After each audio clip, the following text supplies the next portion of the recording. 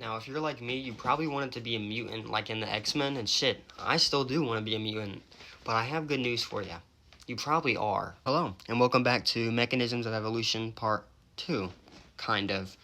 If you didn't see the first one, it was the introduction, and then the next one, which is technically episode 1, that was gene flow. You should probably check those out first.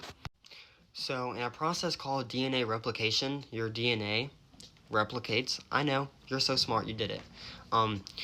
It can make some errors, some copying errors, when it's replicating the DNA. And these can get passed on to every other DNA that gets copied.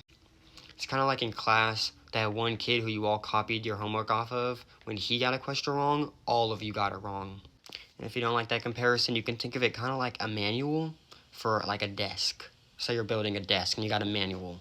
And on that manual is a coffee stain, but you can tell that it was like printed. So there must be an original manual that had that coffee stain, which all the other manuals are based off of, with that coffee stain. That's kind of like mutation.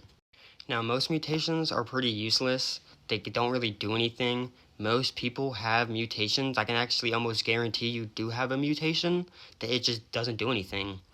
Think about it like the coffee stain is in the little corner of the paper, so you can still read everything, but you know it's there.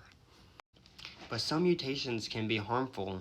They can affect your likelihood to reproduce, or even just your likelihood to survive. To use this coffee stain comparison even more, imagine the coffee stain is just big and bold right in the middle where you're trying to read something. That can be like a harmful mutation. But there are some mutations that can be advantageous, which can result in living longer, reproducing more, all this other good stuff. But not all mutations will affect evolution. You can have mutations in your body cells which cannot be passed on. They will only affect you, the one organism. And this will not result in evolution. So mutations will not always result in evolution.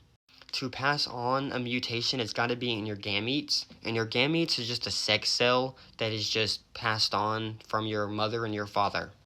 And your mother and your father may have mutations that came from their mothers and their fathers, and that is how you get evolution. This is the only way that mutations can affect evolution, is if it is in the gametes. If not, it will not evolve. Thank you for watching. This is actually the first outro I've done, so if you're still here, I would appreciate a follow, a like, a comment. Hit up my YouTube, it's not doing really good. And thank you for watching.